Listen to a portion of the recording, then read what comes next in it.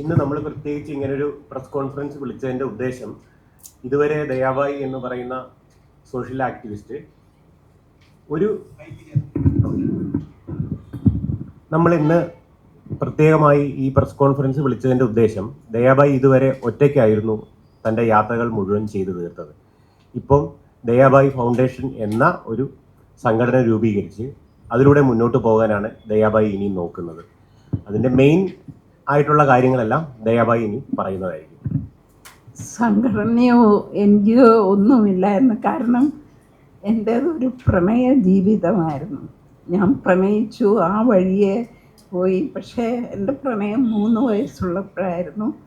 അതുകൊണ്ട് അതൊരു വിശേഷ രീതി ആയതുകൊണ്ട് ഒരുത്തരോടും പറയാനും പറ്റിയല്ല. എല്ലായിടത്തും ഞാൻ മിസ്ഫിറ്റ്, ഇതല്ല എന്ന് വിചാരിച്ച് ചാടി പലയിടത്തൂടെ കടന്നുപോയി. അവസാനം സംഭവം ഈ എൻ്റെ സൽഫാൻ ഏരിയയിൽ ഞാൻ കേരളത്തിലേക്ക് തിരിച്ചു വരണമെന്ന് ഉദ്ദേശിച്ചതല്ല. 17-ാം വയസ്സിൽ നാട് വിട്ടതാണ്. ആ പ്രണയ വഴി അന്വേഷിച്ച്. പക്ഷേ ഒരിടത്തും അത് ക്ലിക്കായില്ലായിരുന്നു.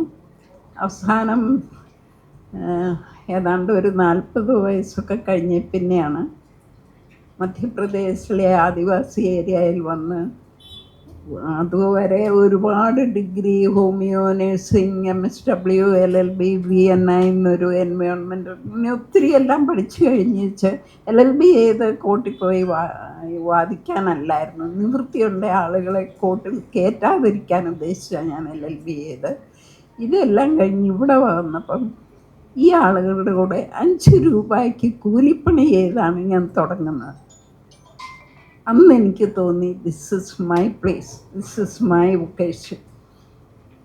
അങ്ങനെ ഇത് കഴിഞ്ഞ് പിന്നെ ഈ വഴിയേ ആയിരുന്നു. പക്ഷേ ഒരിക്കലൊരു വിളി കിട്ടി.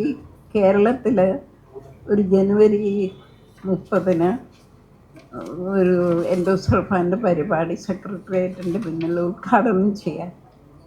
അപ്പം ഞാൻ പറഞ്ഞു, നേരിട്ട് ഉദ്ഘാടനത്തിന് ഞാൻ കേട്ടിട്ടുണ്ടെങ്കിലും ഐ ഡോണ്ട് നോ, 2-3 ദിവസം അവിടെ കറങ്ങി ഒന്ന് അറിയട്ടെ എന്ന് വിചാരിച്ചൊന്ന് കറങ്ങി ചങ്ക് പൊട്ടിയാണ് അവിടെ നിന്ന് ഇറങ്ങിയത്. ഈ കേരളത്തിൽ ഇങ്ങനെ ഒരു സംഭവം, അതും ഇത്രയും വർഷങ്ങളായിട്ട് ഇവർ മനുഷ്യരെ പോലെ അല്ലാതെ ഏതാണ്ട് ഹാഫ് ലൈഫ് ജീവിച്ചിങ്ങനെ കിടക്കുന്നു. അതുകൊണ്ട് അതിലിടപെടാൻ തുടങ്ങിയ 1-2 നിരാഹാരം ഇവിടെ നടത്തി. എനിക്ക് വേറെ ആയുധങ്ങളൊന്നും ഇല്ലായിരുന്നു. ഐ ഡോണ്ട് ഹാവ് മണി ഒന്ന് തുടങ്ങാനോ. എങ്ങനെയെങ്കിലും ഇവർക്ക് ചിലത് ജനാധിപത്യ, നമ്മുടെ കോൺസ്റ്റിറ്റ്യൂഷൻ്റെ അനുസരിച്ച് ഒരുപാട് കുറ്റങ്ങൾ ലംഘിക്കപ്പെടുന്നെന്ന് തോന്നിയത് കൊണ്ടാണ് നിശബ്ദമായിട്ട് ഈ സമരത്തിനൊക്കെ ഇറങ്ങിയത്. പക്ഷേ ഈ കഴിഞ്ഞ 18 ദിവസം ഇവിടെ കിടന്ന നിരാഹാരത്തിൽ ഒരുപാട് മനുഷ്യർ, എല്ലാ തരത്തിലുള്ള മൗലവി, സന്യാസി, പാതിരിമാർ, ബിഷപ്പ്, സിനിമാക്കാർ, ഒരു ഐഡൻറ്റിറ്റി ഇല്ലാതെ വഴിയെ നടക്കുന്നവരൊക്കെ ഒത്തുകൂടി, യൂത്ത്, സ്റ്റുഡൻസ്. അന്ന് എനിക്ക് തോന്നി, ഏതാണ്ട് എൻ്റെ പ്രണയ വഴി ഇതാണ്.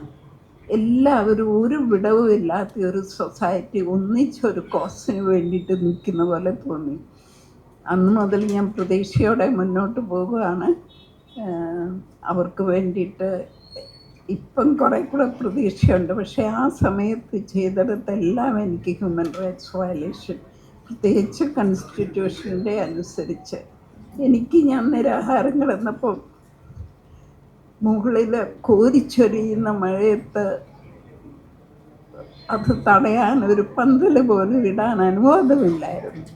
അപ്പം ഞാൻ പിന്നെയും ചോദിച്ചു, എന്ത് തെറ്റാണ് ഞാൻ ചെയ്യുന്നത്? Why am I punished? ക്രിമിനൽസിന് പോലും അവരുടെ ബേസിക് ഹ്യൂമൻ നീഡ്സിന് അവകാശമുണ്ട്.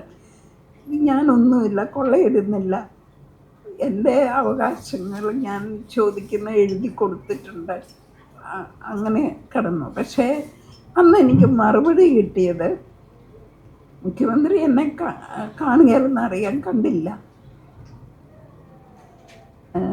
മുഖ്യമന്ത്രിയുടെ PA എന്നെ വിളിച്ചു പറഞ്ഞു, എല്ലാം ശരിയാകും, 2 മന്ത്രിമാരെ ഏൽപ്പിച്ചിട്ടുണ്ട്, അവർ സംസാരിക്കും, ദരിദ്രരുടെ കണ്ണുനീരൊപ്പുന്ന സർക്കാരല്ലേ നമ്മൾ. ഞാൻ പറഞ്ഞു, ദരിദ്രരെ കണ്ണുനീര് കുടിപ്പിക്കുകയാണോ കണ്ണുനീരൊപ്പുകയാണോ? അങ്ങനെയൊക്കെ പറഞ്ഞാൽ പിന്നെ കാണുമോ? പക്ഷേ എൻ്റെ പ്രധാന ആവശ്യം ആദ്യമായിട്ട് എഴുതിയിരുന്ന എയിംസ് കാസർഗോഡ് കൊണ്ടുവരാൻ ഗവൺമെൻറ് കാസർഗോഡിൻ്റെ പേര് കൊടുക്കണം. എന്നോട് പറഞ്ഞത്, ഒരു മന്ത്രി പറഞ്ഞത്, ആ വിഷയം ചർച്ചയ്ക്കേ എടുക്കുകയില്ല. എന്ത് ജനാധിപത്യമാണ്! അത് നേരത്തെ നിശ്ചയിച്ചതാണ്. എവിടെയാ? കോഴിക്കോട്. കോഴിക്കോട് എന്ന് പറയുന്ന ഏഷ്യയിലെ നമ്പർ 1 മെഡിക്കൽ കോളേജുണ്ട്, വേറെ 2 മെഡിക്കൽ കോളേജുണ്ട്. ഇതുപോലെ പേഷ്യൻസ് ഇല്ല. അതേസമയം ഈ കാസർഗോഡ് ഇത്രയും പേഷ്യൻസ്, അതും തർക്കത്തിലിട്ടിരിക്കുന്ന, ഇത് എൻഡോസൾഫാനല്ല, ഇത് പോളിയോ ആണ്, ഇതാണ് ഇതാണ് എന്നൊക്കെ പറഞ്ഞ് എന്നോടൊരു കളക്ടർ പോലും ചോദിച്ചു, നിങ്ങൾക്ക് വല്ലതും അറിയാമോ, പഠിച്ചിട്ടുണ്ടോ? ഞാനൊരു സയൻറ്റിസ്റ്റാണ്. ഞാൻ പറഞ്ഞു, സാറേ 4ാം ക്ലാസ് വരെ പഠിച്ചുള്ളെങ്കിലും 35 രാജ്യം ഇത് ബാൻ ചെയ്യാൻ കാരണമാക്കി റിപ്പോർട്ട് മുഴുവനും എൻ്റെ കയ്യിലുണ്ട്. അതിൻ്റെ ബേസിലാണ് ഞാൻ ഇതിലിറങ്ങിയതും ഇത് മുന്നോട്ട് പോകുന്നതും. പിന്നെ ഇവിടെ തന്നെ ഡോക്ടർമാരും വക്കീലന്മാരും ഇതേപ്പറ്റി ശരിക്കും പഠിച്ചുള്ള റിപ്പോർട്ടുമുണ്ട്. സുപ്രീം കോർട്ടിൽ പോയി ഇത് ബാൻ ചെയ്തതുമാണ്. ഇത്രയും അറിയാം. പക്ഷേ കണ്ടിടത്ത് ഇവരുടെ സിറ്റുവേഷൻ വളരെ മോശമായിട്ട് തോന്നി. ഇന്നും ഞാൻ മാംഗ്ലൂരിൽ കൂടെ വരുമ്പോഴൊക്കെ എൻഡോസൾഫാൻ വിക്ടിംസ് അവിടെ ഹോസ്പിറ്റലിൽ വരുന്നു. ഒരുപാട് പൈസ, അവിടെ 3 കിലോമീറ്ററിനിടയ്ക്ക് മെഡിക്കൽ കോളേജുണ്ട്. പൈസ ഒത്തിരി അവിടെ ചിലവാകുന്നുണ്ട്. ഞാൻ ഈ വിഷയം പറയുമ്പോൾ അവിടുത്തെ ലോബിയാണ് കാസർഗോഡ്. ഒരു ഗവൺമെൻറ്റിന് ഈ ലോബി എന്നൊക്കെ ന്യായീകരണം പറഞ്ഞുകൊണ്ട് നിൽക്കാൻ പറ്റിയല്ല. Peoples need, for the people, with the people, by the people. Kasaragod സ്ഥലത്തിനൊരു കുറവുമില്ല.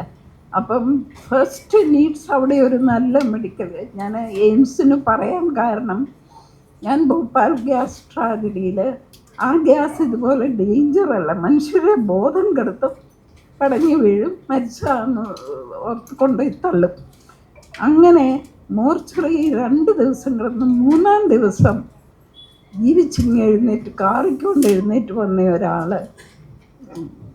ബോംബെയിൽ നിന്നൊരു KM ഹോസ്പിറ്റൽ, അവിടെ 1 മാസത്തേക്ക് അവരുടെ കൂടെ ഞാൻ വോളണ്ടറി വർക്ക് ചെയ്ത് 14 ഡോക്ടേഴ്സ് ഉണ്ടായിരുന്നു.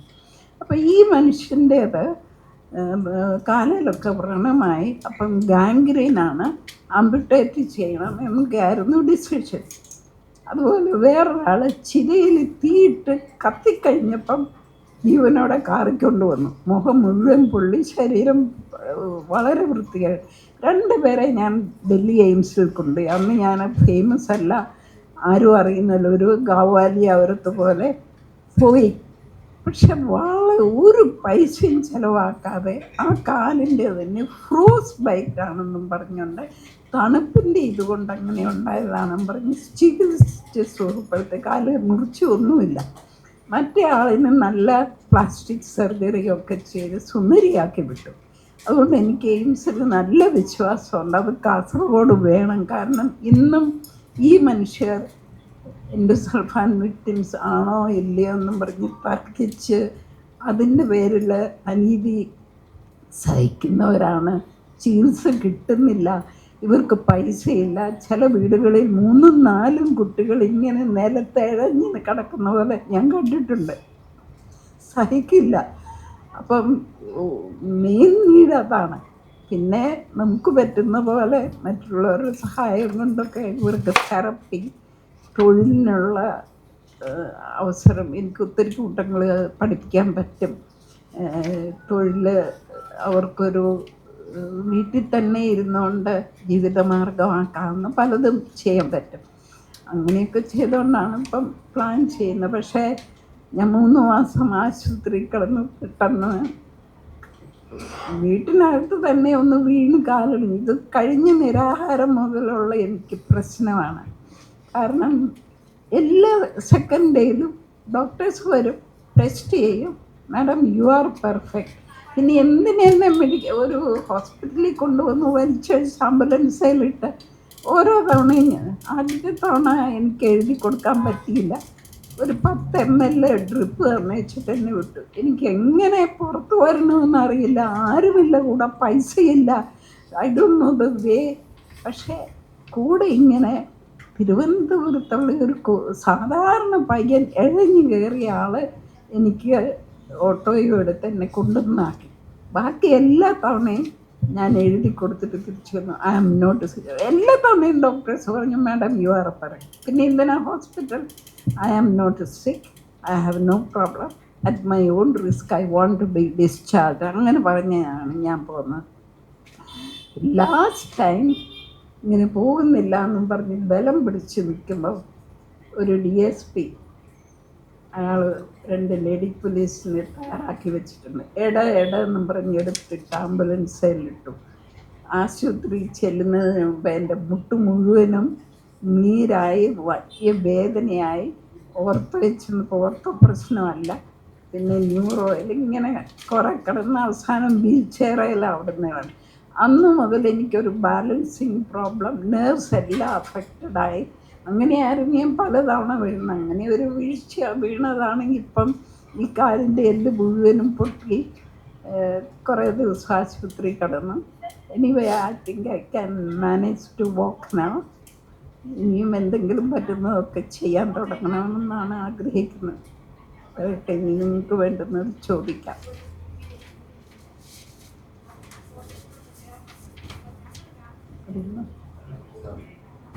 ഞാനൊന്നും അറിഞ്ഞില്ലായിരുന്നു, ഞാൻ ആശുപത്രിയിലായിരുന്നു. ഇപ്പം നേരിട്ട് ആശുപത്രിയിൽ നിന്ന് ഡിസ്ചാർജ് ആക്കി പോകുന്നത്.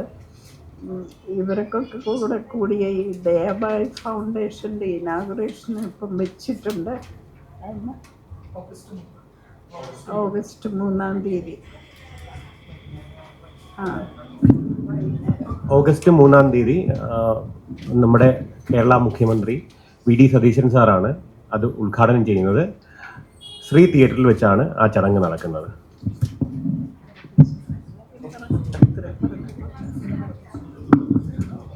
അന്ന് തന്നെ ദയാബായിയെക്കുറിച്ചൊരു ബോളിവുഡ് മൂവി എടുത്തിട്ടുണ്ട്. അതിൻ്റെ പ്രദർശനവും അതിനോടനുബന്ധിച്ചുണ്ടാവുന്നതാണ്. സിനിമയുടെ ഡയറക്ടറാണ്.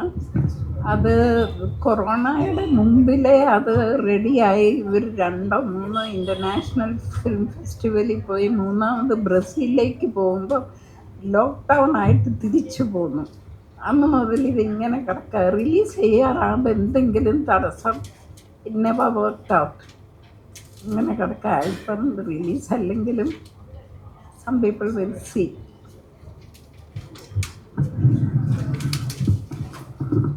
പിന്നെ ഇതേ സമയം ഇതെല്ലാം കൂടെ ഇങ്ങനെ ഒത്തുകൂടി വന്ന എനിക്ക് 1-2 സുപ്രീം കോടതി ജഡ്ജസ് ഉണ്ട്, ഫ്രണ്ട്സ് ആയിട്ടുള്ളവർ.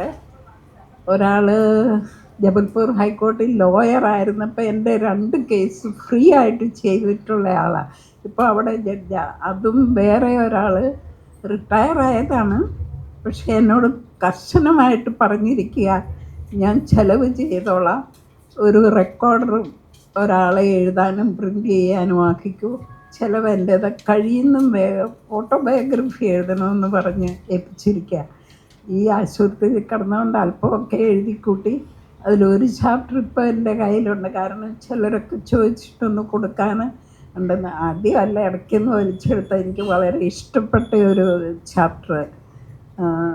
അത് പകുതി വഴിക്കാണ്. ഇനിയും അതും വേഗം തീർക്കേണ്ട ആവശ്യമുണ്ട്. ഇതൊക്കെയാണ് ഇപ്പം എൻ്റെ പരിപാടി.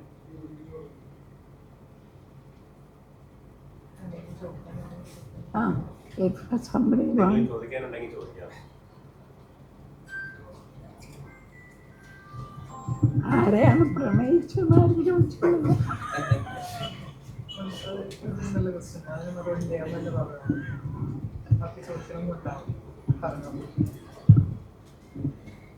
ആരെ പ്രണയിച്ചതെന്ന് എനിക്കറിയത്തില്ല.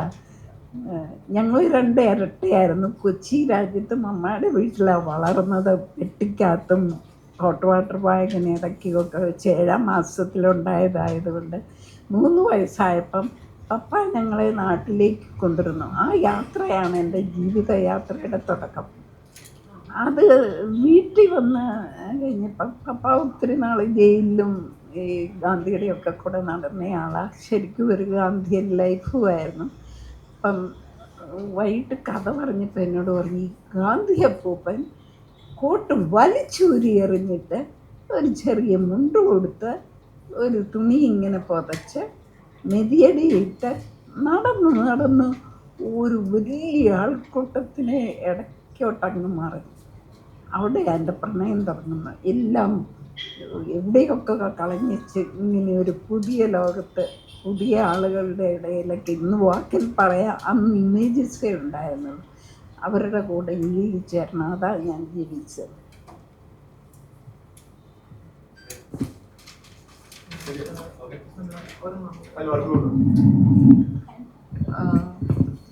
ദയാഫൈ ഫൗണ്ടേഷൻ്റെ ഞങ്ങളുടെ ആദ്യ ദയാഫൈ ഫൗണ്ടേഷൻ്റെ അവാർഡ്, ദയാബായ് അവാർഡ് ഞങ്ങൾ തമിഴ്നാടൻ സൂര്യക്കാണ് കൊടുക്കുന്നത്. അഖരം ഫൗണ്ടേഷൻ്റെ ഫൗണ്ടർ സൂര്യക്കാണ്. അത് നെക്സ്റ്റ് മന്ത് ട്രിവാൻഡ്രത്ത് വെച്ച് തന്നെ ചെയ്യാനാണ് പ്ലാൻ. ആക്ച്വലി 3-ാം തീയതി സൂര്യ പങ്കെടുക്കുമെന്ന് പറഞ്ഞിരുന്നതാണ്. ഫിലിമിൻ്റെ പ്രൊമോഷനുമായിട്ട് ബന്ധപ്പെട്ട് പോകേണ്ടി വന്നതുകൊണ്ടാണ് വരാതിരുന്നത്. ഈ അവാർഡ് വളരെ പ്രൗഡ്ലി ഞങ്ങൾ സൂര്യക്ക് തന്നെ നൽകണമെന്ന് വിചാരിച്ചത്. ഒരുപാട് കുട്ടികളെ പഠിപ്പിച്ച് ഡോക്ടറാക്കി, ഒരുപാട് കുട്ടികളുടെ പഠനത്തിന് ആവശ്യമായ സംഗതികളെല്ലാം ചെയ്തുകൊണ്ടിരിക്കുന്നുണ്ട്. അപ്പോൾ അത് സൂര്യക്ക് തന്നെ നൽകാൻ സാധിക്കുന്നതിൽ നമ്മൾ വളരെ കൃതാർത്ഥരാണ്. പിന്നെ ദയാമ്മയുടെ ഈ മിഷൻ എല്ലാം സഫലീകരിക്കുക എന്നുള്ളതാണ് ദയാഫൈ ഫൗണ്ടേഷൻ്റെ ലക്ഷ്യം തന്നെ.